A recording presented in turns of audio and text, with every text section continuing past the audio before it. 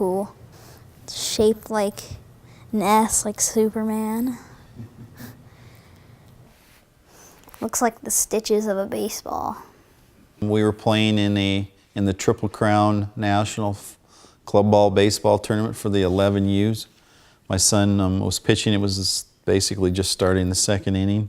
The batter hit a hard line drive, basically right at him. All he was able to do was turn his head, just basically had no shot to get out of the way. The ball was hit very, very hard. The kid's a very talented hitter, player. The aluminum bats as a whole compared to a wooden bat will hit the ball like 8 to 10 miles an hour faster. From 48 feet or whatever, 48 or 50 feet away where he was pitching, that ball was probably coming back close to 80 miles an hour. And because aluminum or scandium or whatever the material they're using for the bats are made of, they actually compress. So when the ball hits the barrel, it actually compresses and then it works like a trampoline and the ball explodes off the bats. So that's why I say aluminum bat, especially with something that can really can really generate some bat speed, it really becomes it can become lethal. It can become lethal. Well, I've tried to get out of the way of that ball, but there's no chance I could have gotten out of the way of that one. He was in shock instantly. He didn't really cry. There was no blood. He was just moaning and trying to get up, and his arm was kind of flailing around, you know, pretty clear that there was a problem with the arm. So he had what's called a depressed skull fracture. It was fractured into about 3 or 4 pieces of bone, and the whole thing was indented into his head. The area where it was pushed in and impacted on the underlying brain was directly over the portion of the brain that is important for movement on the opposite side of the body, and in particular, exactly the spot corresponding to movement of his right hand. He can't tie his shoes. We have to dress him.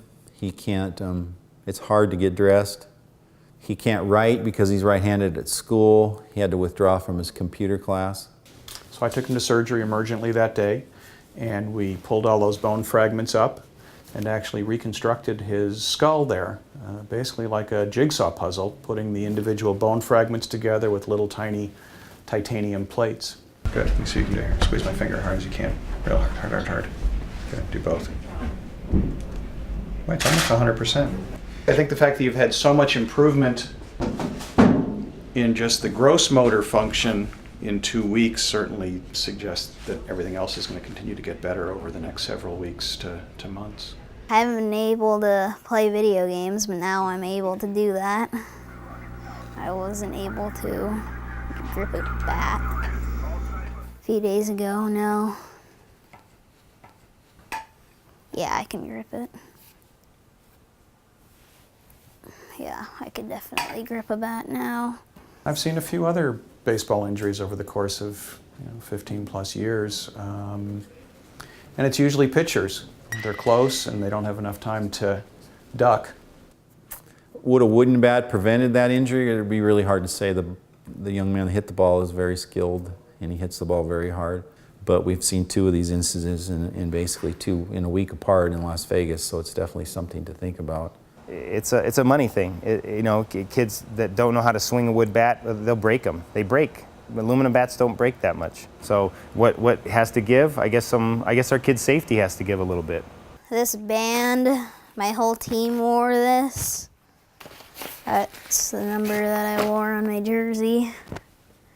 I've been probably more proud of my son ever through this little accident than I have been in my life, just because he's so strong, probably stronger than Dad, to be honest.